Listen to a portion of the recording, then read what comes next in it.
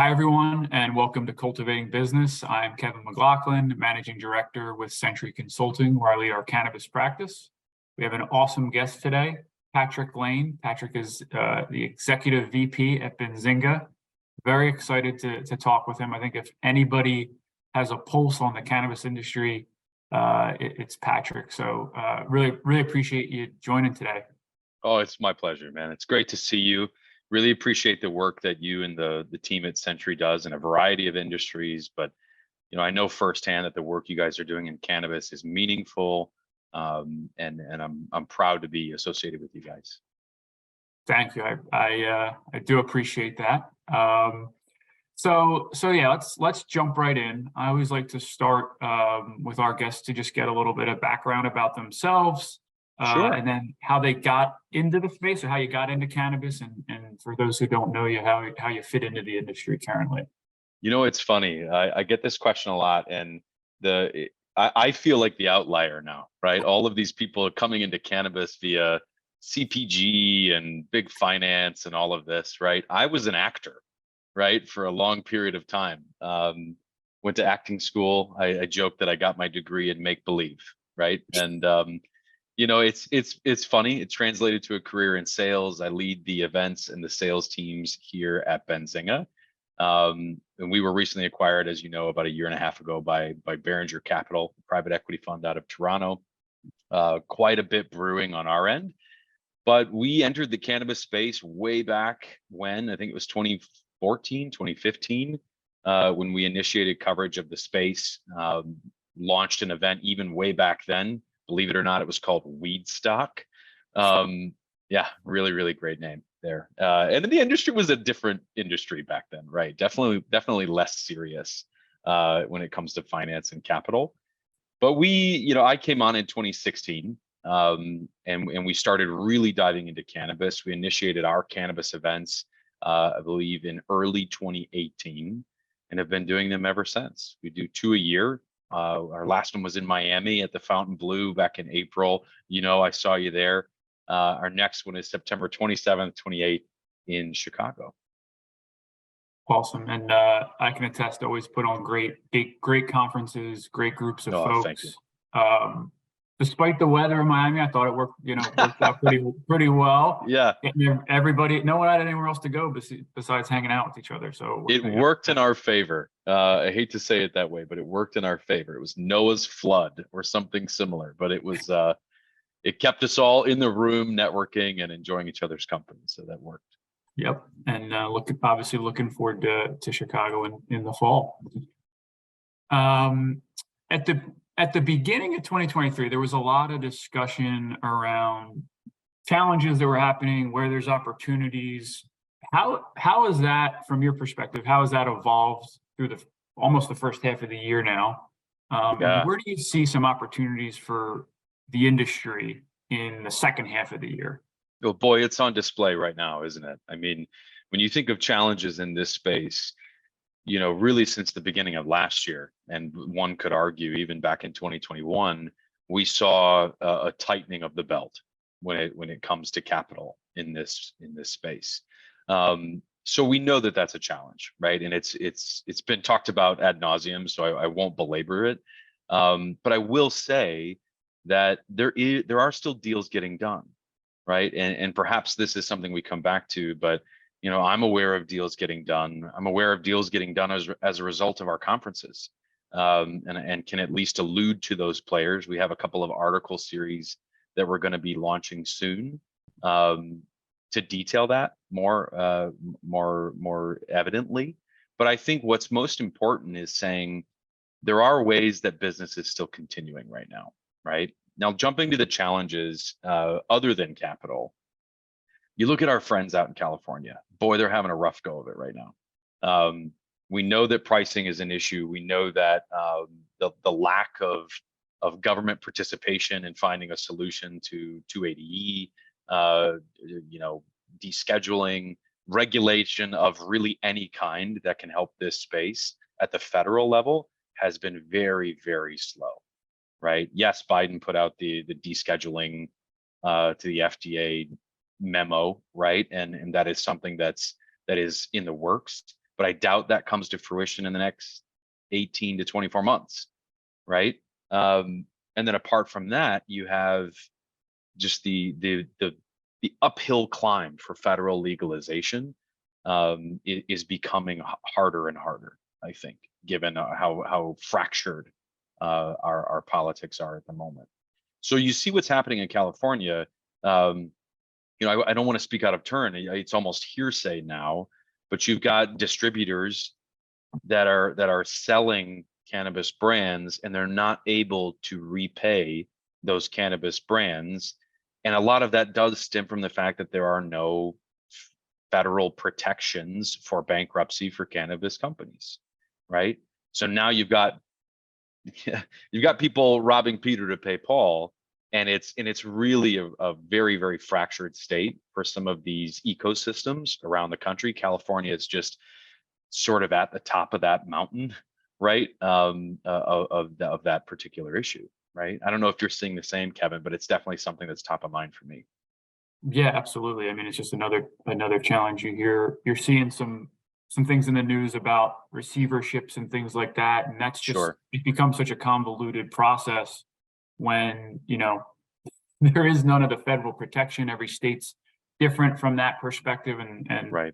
you're unfortunately, I think you're seeing folks that can't even go that route. So Yeah. um, Well, jumping to what I'm seeing that is positive, right? Because here's the thing, guys. Like, we know it's a tough industry, right? And believe me, every cannabis person, everybody who works in any aspect of this industry will warn you as you come in. Like, just be prepared, buckle up, right? your way.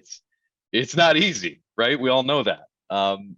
What I will say, and obviously, if anybody tells you it is easy, run in the other direction as quickly as you can. But when it comes to what I see that's positive, right?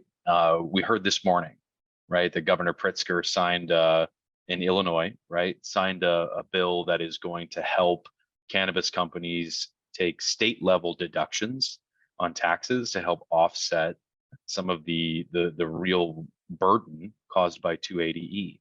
You're seeing that in other places like Connecticut. I think Murphy's doing something similar in New Yeah, I think Jersey. Jersey announced something. Yeah. Right. So those are the types of things that have to continue happening, right? These state level opportunities for these cannabis companies are going to become more and more important, especially if at the federal level they're letting the states dictate policy on legalization. They should come in and help them dictate policy on the financial aspect as well.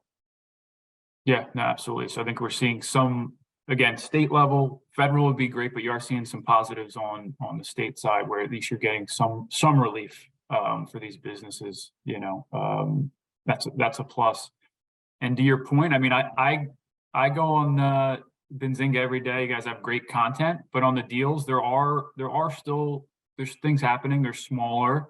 But every day I go on there and you see, you're regularly seeing some of these smaller transactions or smaller private placements. So there are things happening. It's not this, obviously not the size No, they were looking at in years past. So again, looking at some of the pluses on that there's things in the pipeline, so to speak, that are happening. well, and okay. So here's the tough part, Kevin, and I don't know if you or your listeners are aware of this in other industries. I'm sure you are, right? But I think that usually, especially in nascent markets like cannabis, right, there is a natural cycle of maturation that happens, right? You will have the ebbs and flows, these peaks and valleys of business is really good, right? It's booming in some respects, like it was back in 2019, right before COVID hit. And then you have these massive valleys where it feels like, wow, I don't know if this industry is going to make it, right? It's a natural process. And usually what happens is the companies at the very top start to separate themselves, right? And there's a tightening of the landscape overall. There will be fewer companies naturally at the end of this cycle. But you also start to see some of these smaller startups, could be even be smaller to mid-tier MSOs in this case, really hit their stride, right? Because they don't have a lot of the challenges that maybe some of the public companies have if they're still private. They don't have a lot of the challenges that some of the companies at the very top have, just given their size, right? And the different markets that they have to play in. I forget how many markets Trulieve and Curaleaf and Verano are all in, right? Cresco, but that's a lot of state governments to have to work with, right? So it's if you're a Greenlight, a Good Day Farms, some of those types of companies that are smaller, right?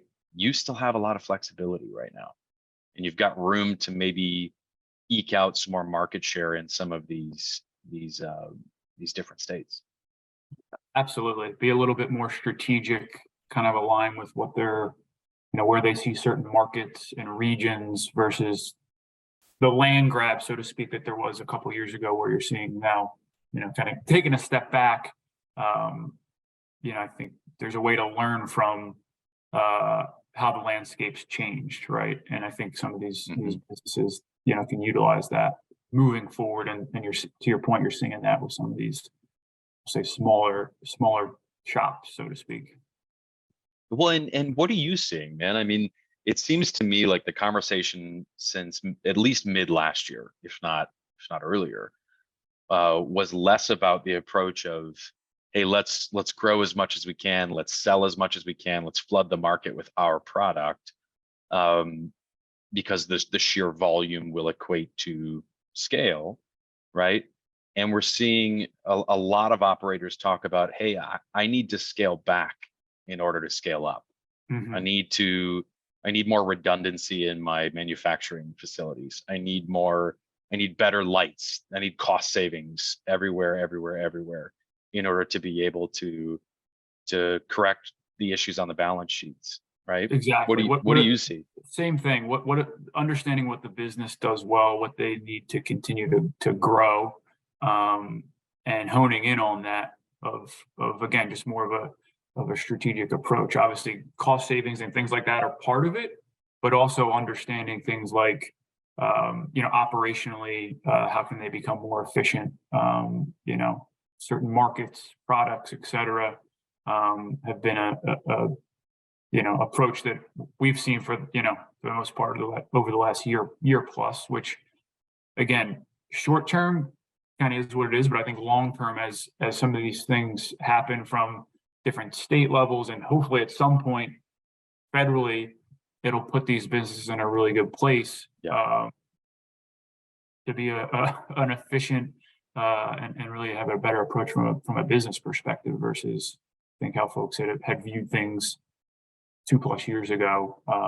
So more of a long-term play, but that's what we're seeing on operator side and things like that. So very, very similar sentiment as well.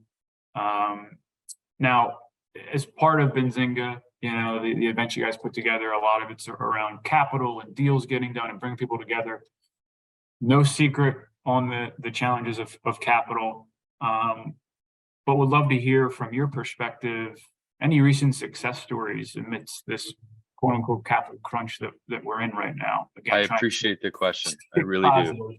And I think here's the thing, right? We are the Benzinga Cannabis Capital Conference. Capital is pretty important to us, right? And bringing those people together who are one seeking capital and those that potentially have that capital, right? And the desire to invest it. It's still happening, right? In Miami, weekly, I get calls, right? Hey, can you connect me? It's an investor calling. Hey, can you connect me with this company, or these types of companies, or who I'm interested in? Who should I be looking at, right? Or companies saying, hey, I'm starting a raise. I need some help. What can we do, right? As a result of our Miami event, I know a Canadian operator that raised $10 million. I know smaller brands that have gotten licensing deals, that are moving into new markets. I know private operators that have raised several $1 million, and that's just as recent as not even 2 months ago now that happened. So yes, it's really crunchy for capital in this space. We know that, but the deals are still happening, And I think just to put a finer point on this, our event is about capital, yes, but it's also about the broader ecosystem of this industry, right? We connect companies who want to buy each other, right? We and divest assets, right? We were joking. We hosted a cannabis dinner of local executives in Michigan a couple nights ago, here in Bloomfield Hills, and we had the conversation of, man, assets. Who wants to auction off assets at our next conference, right?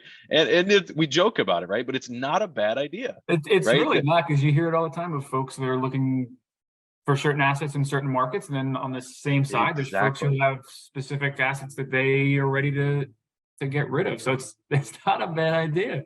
Well, and I think our event being that sort of marketplace for networking to happen. It could be that we are helping companies raise, could be that we're helping investors invest. It could be that we're helping companies with M&A, with divesting assets. It could be all of that. But on the other side, we hosted Twitter at our Miami event. We were the first conference for them to come and talk about opening up the platform for cannabis companies to advertise, right? We're hosting high level, important discussions. We're bringing brands to meet with large non-endemic, non-cannabis retail, right? We had the Vitamin Shop, right? We're looking at Urban Outfitters. There's all kinds of companies that we are looking at and hoping to get involved more deeply in this space. So now I'll give you my 30 seconds. September 27th, 28th, Chicago. It's going to be important to be there, right? And some people think, I went to Miami. How's it going to be different, right? Miami may be where deals got started. Chicago will be where they get done, where they get finished, right? Other than MJ Biz, which is the largest gathering of cannabis companies and participants in the country in Vegas, that's in December, I think. We're really the last place, right? We're really the last big conference of the year where especially those focused on finance, on expansion, on M&A, on capital, on networking of any kind, we're that place to be. And that's my pitch, man. bzcannabis.com. I should have had a plane fly by with a banner behind me. We can get a little something in there when we get this out there. But I can attest to it as well. I mean, I thought Chicago was fantastic. I'm looking forward to it, and continuing continuing on the success from Miami. I think will be big. Now, I always like to end these interviews with a little bit of a prediction. I won't hold you to this, but here we go. Give me a prediction for the rest of 2023. Something that you think will take place, whether it's some announcement that's positive on the federal level or something, whatever it may be. What's the prediction you have, for the last half of the year here? As crazy as that sounds. It's a great question. I'll give you a couple sides of this. I think one, you're going to see more of this state level activity, right, to try to help these companies financially. I think the biggest thing, and you hear Lowell Farms, for instance, you see them on Twitter all the time talking to, at Gavin Newsom, right? Help us, man, right? And I think the state governments are actually starting to pay attention. Right, they know that there's a large ecosystem of jobs, economic growth at play, tax revenue at play for them. That's going to go away if they can't help right the ship a little bit. So I think state level activity you're going to see a lot more of. I think you're going to see a big focus on Minnesota and everything that's going on there. I don't think anything happens at the federal level anytime this year. Right. And I think it's probably fool's gold to think anything otherwise. I think descheduling is a next year thing, end of next year, probably, and federal legalization gets punted even further. I will say, I think you're going to start to see a couple more big mergers, and probably not what used to be the case where people thought the top tier MSOs are going to buy the middle tier, the second tier. I don't think anybody has the balance sheet for that right now, or the appetite. So I think some of the smaller MSOs are going to get bought up, especially the ones in unique markets like Missouri. You're starting to see some plays in the South. I think it's still too early for any of that, right? I see a lot of press around Alabama and Georgia, and God bless those markets. I wouldn't pay attention to that right now. No, I think all worthwhile predictions. We'll have to check back in December and see where they hold, but I tend to agree. I think there's some optimism on all those. Well, Patrick, thank you for joining us. As always, appreciate Well, my chatting. pleasure, man. Again, anyone who's tuning in and hasn't been to Benzinga, great content on the page. If you're anything cannabis, they put out some great stuff there. And then what are the dates again for Chicago, Patrick? I should have September 27th and 28th, bzcannabis.com. Come hang out with us. Kevin and I will be holding down the fort. Absolutely. All right, everybody. Well, we have a great episode planned in July, so stay tuned and see you on the next episode of Cultivating Business.